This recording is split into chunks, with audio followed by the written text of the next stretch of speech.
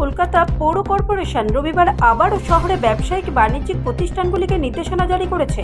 ভাষাগত কর্তৃত্ব বৃদ্ধি এবং অন্তর্ভুক্তি নিশ্চিত করার জন্য সি এবং সাইনবোর্ড অন্তর্ভুক্ত করার আহ্বান জানিয়েছে। গত বছরের 30শে ডিসেম্বর একই ধরনের একটি বিজ্ঞপ্তি জারি করা হয়েছিল, তবে 30শে আগস্ট তারিখে নতুন বিজ্ঞপ্তিতে বলা হয়েছে যে সমস্ত বাণিজ্যিক প্রতিষ্ঠানকে 30শে সেপ্টেম্বরের মধ্যে এই আদেশ মেনে চলতে হবে। এখানে পুনরায় বলা হচ্ছে যে জনস্বার্থের অন্যান্য ভাষা পাশাপাশি এই ধরনের সমস্ত সাইনবোর্ডের উপরে বাংলা ভাষা স্পষ্ট আকারে প্রদর্শন করতে হবে। বিজ্ঞপ্তিতে বলা হয়েছে, আগস্টের শুরুতে কেএমসি হাউসে এক অধিবেশনে পৌরসভার নোটিশ পাওয়ার পরেও বাংলা সাইনবোর্ড স্থাপনের বিলম্ব করার জন্য মেয়র ফিরহাদ হাকিম ব্যবসায়ী এবং বাণিজ্যিক প্রতিষ্ঠানের মালিকদের একাংশের তীব্র সমালোচনা করেছিলেন।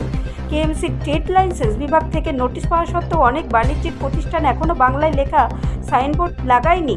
অন্যান্য ভাষার লেখায় সাইনবোর্ডে কোনো আপত্তি নেই, তবে আমরা সাইনবোর্ডে বাংলা ব্যবহার বাধ্যতামূলক করেছি। হাকিম বলেছেন, তাদের বাংলার লেখা সাইনবোর্ড থাকা উচিত যাতে মানুষ সেগুলো পড়তে পারে। আমরা রেলওয়ে, বন্দর এবং আয়করের মতো কেন্দ্রীয় সরকারি সংস্থাগুলিকে বাংলার লেখা সাইনবোর্ডের জন্য চিঠি দেব, তিনি বলে। ব্যুরো রিপোর্ট, রাষ্ট্রীয় প্রসার বাংলা।